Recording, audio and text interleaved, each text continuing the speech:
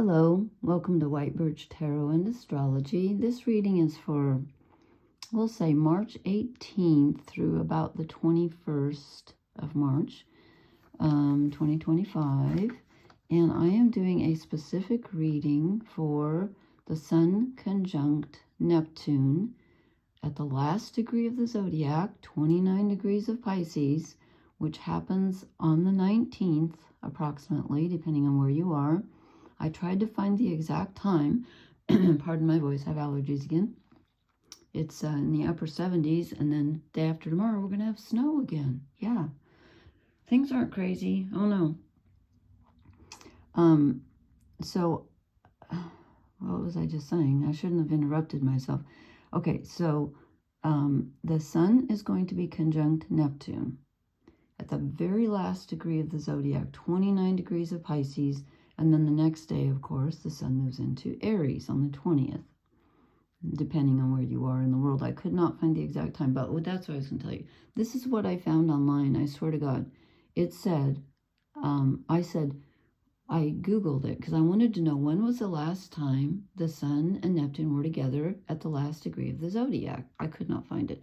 But this is what it told me online on Google. It said, the last time the Sun was conjunct Neptune at 29 degrees of Pisces was on March 19th, which happened before today, March 18th. Yeah, so don't believe everything you read on Google. I swear to God, that's what it said. Then I got off on a 2.5-hour journey trying to find the information. And oh my gosh, I learned so much about the Saturnalia and Christianity and why December 25th. I thought it was because, I thought they picked the date because of, all the dying resurrected gods before Jesus it's from the winter solstice. That's when the sun, in the northern hemisphere, when our days start getting longer again. And that is part of it. But actually, I guess the Christians wanted to put an end to the carousing that went with the Saturnalia that the Romans were doing, which occurred at that time around the solstice. So they turned it into Christmas. Anyway, didn't mean to get off on that. I'm not trying to offend anyone's religion. I try to stay away from religion and politics, and I can't seem to. But I learned a bunch of interesting stuff. And here's what's really interesting. So I'm trying to find out when was the last time the Sun and Neptune were together in Pisces at 29 degrees. I couldn't find it. But I found this. The last time they were together towards the end of Pisces, they were at 26 degrees, and it was in 1860, and Neptune hit 29 degrees of Pisces in the summer of 1860 and 1861 here in the U.S.,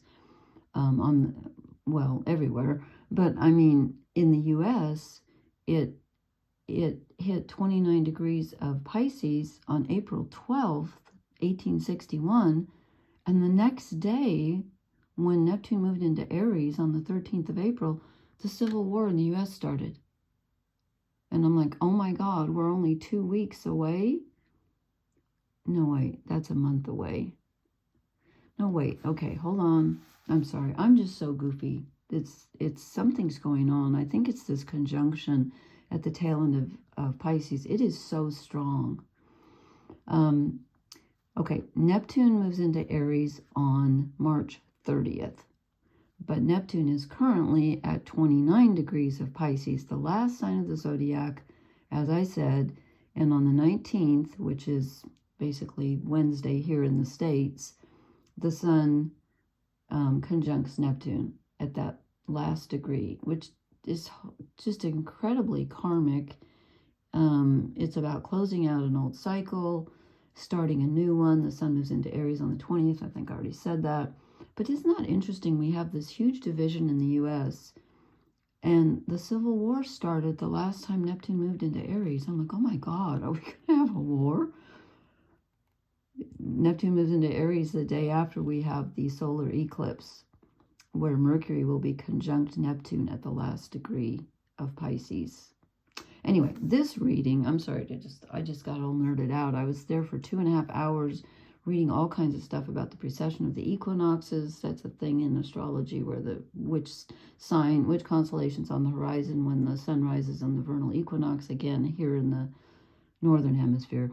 Anyway, that's why I'm not a professional astrologer. It's like that kind of stuff kind of twists my mind around. I find it fascinating, though. But anyway, what we're dealing with tonight is I thought to myself, so what kind of energy is this going to be? I'm already feeling like I don't know, up from down, with the sun getting ready to conjunct Neptune. Wow, at the last degree of Pisces. I mean, this is a major shift. Just as when Pluto moved into Aquarius, and again, I keep forgetting the date of that, but it's only been, what, 6 months ago, 5 months ago? I should write that down because I keep forgetting when. That's a massive change. And so is this. Neptune moving into Aries. And let's see, does he go back into Pisces? I shouldn't do this, but I just want to show you. This is how I take notes. And then I wonder to myself, why can't I find anything? I'm going to take a piece of paper. Do I have a blank piece of paper? Okay, I'm going to show you something. You probably can't see this because I have no idea. Okay, this is what it looks like. Do you remember those old ads? If you're in the U.S., you saw them. If you're not, you probably didn't. We used to have ads here in the, I don't know, 60s or 70s when a lot of people were, taking drugs. And, I mean, people have always taken drugs, but, like, recreational drugs. And they had this ad where they'd say, this is your brain, and they'd show an egg, and then they would crack the egg and put it in a sizzling pan, and they'd go, this is your brain on drugs, trying to get kids not to use drugs. Okay, so I'm going to do something very similar here. I'm going to show you. This is if you have Mercury in the sign of Capricorn, or perhaps any earth sign. This is, that's supposed to be a straight line. Let me just do one. This is your brain with Mercury in Capricorn, okay? This is your brain with Mercury in Aquarius, which is where mine is. It's like, oh, I gotta think of it. Okay, enough of that. Okay, I'm just trying to excuse myself here. What I wanted to see was, there's just so much stuff going on. So we now have Mercury and, Mercury and Venus are both retrograde. Mercury goes direct on April 6th or 7th, depending on where you live. And Venus goes direct on April 30th, which is Beltane Eve. I'm telling you, all this stuff is happening on, like, the equinox and Beltane Eve, which is April 30th. Beltane Day is May 1st. It's just, you can't make this stuff up. Okay, now I will get to the reading. I didn't mean to go on so long, but then again, I never do. Okay, so I just asked, like, what do we do with this energy? Because I'm finding it very disorienting and tiring. I feel very tired. Okay. And then I pulled the first card. It actually fell out before I was concentrating. So I'm not sure if this is really our energy or not, but I think it is. I drew the Emperor. Okay, so he is, in Liz Green's deck, he's Zeus. He's the father of the gods. In this deck, they've got him, okay, there's Aries energy. So he's kind of fiery. And remember, I said Neptune's getting ready to go into Aries on the 30th, and the sun goes into Aries on the 20th. So we're getting ready for some Aries energy. But right now, everything's Piscean and Neptunian. And so this is us, I think, standing in our power and trying to keep your wits about you. This is good advice. Stay stable. And then I wasn't sure, since I said I wasn't really concentrating on which part of the cross I was putting the card. I drew an overall energy card just to see. And I get the High Priestess. Now this feels to me more like the Neptunian energy. I think this is telling us what to do to, like, stand in your authority and don't get swept away. And this is the energy that's around us. This is definitely the overall energy. The High Priestess. This is the subconscious. Neptune rules the collective unconscious. and, you know, the ocean, and the moon, you know, rules the tides or influences the tides. And so this is telling us that at this time, it's very easy to get in touch with your subconscious energy, your imagination, your creativity, your compassion and spirituality. That's all the good aspects of Pisces and Neptune. Neptune at the last degree of Pisces. And of course, the negative side of that is getting swept away and not feeling grounded, and, you know, not being sure what's real or not real.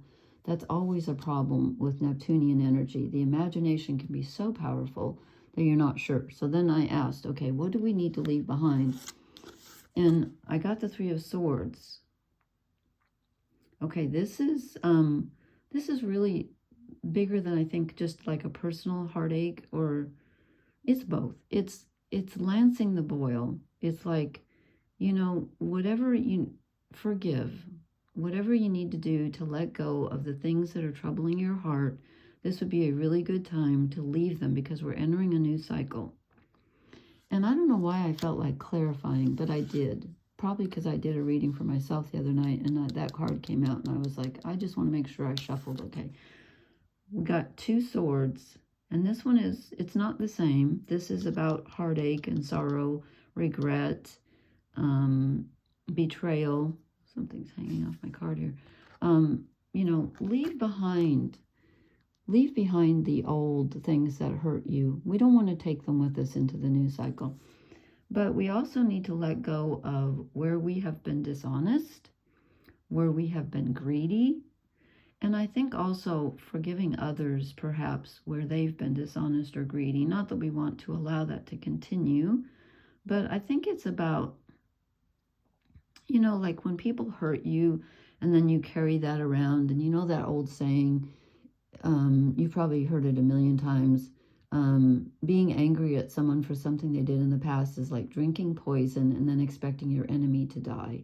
You're only poisoning yourself. That's what this is saying. It's like, you know, who are you really hurting here? And do you really want to hurt anybody anyway? With all this Piscean energy, it's supposed to be about compassion, unconditional love, and forgiveness, okay? And I'm not saying we just let anybody do anything, we don't stop them. I'm not saying that, but time to let go of what's holding you back. And swords are thoughts, even though the Three of Swords is a very emotional card, because Pisces is very emotional. It's a water sign. This is emotion and thoughts. You know, be careful of what you're thinking about. Don't be dishonest. Be honest with yourself, most of all. Okay, then I said, what do we need to move toward? Some nice, earthy, grounded energy. Yes, we need to ground ourselves at this time. And the sun's going into Aries, as I said. Aries is fire. It's not earth. We do have Uranus in Taurus right now, which is helping to ground us. But this is about working with others. And, you know, these two cards are kind of like not working with others. It's being hurt by others. It's attacking others or defending yourself against others. So it's time to try to play nice and see if you can find your tribe, and see if that helps you to be surrounded by people that that will help you and that you can help. You know, it's time to help each other and to be grounded. Help each other on a very practical level. Then I said, what's our challenge? Yes, the Ace of Wands. Our challenge is to not only find the fire, find the passion, find the spark that gets us moving, because this is I find this to be a very, very heavy emotional energy where you can just kind of throw up your hands and go, I don't know what to do. And if there's a temptation to give up. And with Neptune at the last degree of Pisces, you do need to give up, but not give up. You need to surrender to, you know, whatever you consider to be wiser than yourself, whether it's, you know, an energy outside you, inside you. I think inside and outside are essentially the same, because we're all one. Whether you believe that or don't believe that, that's okay. But whatever, floats your boat, whatever you can hang on to, this is time to surrender. But it's also that feeling can lead to feeling like you're giving up, and you don't want to do that. It's not like roll over and die. I'm not saying that. So this is saying our challenge is to find new growth, to find a new endeavor, new fire, new determination and spark, the spark that makes you want to continue. What really feeds your heart? What gets you excited? That's what our challenge is. Find something that really makes you want to start a new cycle. What the Ace of Wands is the beginning of a new cycle. This is Aries energy too. So see if you can find that. What do you want to start? We're letting go of a lot. What do you want to bring in? And then I said, what blesses us? And I get the Four of Pentacles. Here's more grounding energy. So we need to move toward earth and helping others and letting them help us and stay grounded. And then what blesses us? Holding our own. Conserve your energy at this time. Conserve your resources at this time. Stay put. All I can say is ground yourself. That means rest your body, rest your mind. This can be a time to really get carried away by all of this massive ocean energy. And so ground yourself, however that looks for you, whatever that means. And let's see. Okay, I've covered these cards. And then I do a couple of shadow cards. And I said, what are we not seeing? And I get the Queen of Pentacles. Here's more earth. We're not feeling grounded. We're not seeing where we are in control in our physical environment. We're not seeing where we have already gained that authority in our lives. And again, when I said surrender, you're like, okay, you just said surrender to something larger than yourself. But that doesn't mean that you give up, because that larger thing is you too. That's the best part of you. So you are grounded and surrendered at the same time, if that makes any sense. Does that make sense? Just see where you are, see where you're grounded, even if it's just appreciating your home or whatever, your surroundings, the trees outside your house, whatever makes you feel grounded. And then I said, what else are we not seeing? The Eight of Swords. And this is, I'm not surprised there's confusion involved, because this Pisces energy makes me feel very confused. It's not a great time to make a major decision. And the Eight of Swords is where you're faced with two choices and neither of them is perfect. And you're like, I know I need to choose, but I don't like either of these choices. So my advice is, perhaps don't make a choice right now. But move toward what excites you, where your desires are. Move toward being grounded and helping others and letting them help you. Move towards being very conservative in your actions right now, and be the emperor and the authority of yourself. That's I love that pearl. That is so pretty. That is so pretty. Okay, so I hope this reading resonates. Please let me know how this energy is treating you. Am I the only one that just feels... Wasn't there an old movie called Swept Away with Burt Lancaster? Swept Away. Oh, well, I don't know. I'm in a space tonight. What can I say? So we do have... I will post again for the solar... Well, of course I'll post, because that's like a week away, almost more than a week away, is the solar eclipse. Partial solar eclipse, I believe, on the 29th, when we have a new moon. And the new moon is at that 9 degrees of Aries point, where Venus and Mercury both, or was it Venus and Mars went retrograde there? And then Venus and Mercury meet up at 9 degrees, I think. Well, I'll have to check that out. I did too much. I nerded myself out tonight, and I did too much. Anyway, I want to say this, all of the planets will be direct in April. All of them. until Pluto goes retrograde on May 4th at 1 degree of Aquarius till October. Anyway, I just was on a nerd roll tonight. So not that there's anything wrong with that. And I'm not using that word in a pejorative sense because I think it's nice to learn. Okay, thank you so much for listening. Please hit the like, share, and subscribe buttons. I appreciate your comments. And thank you so much for listening. Blessings. Good night.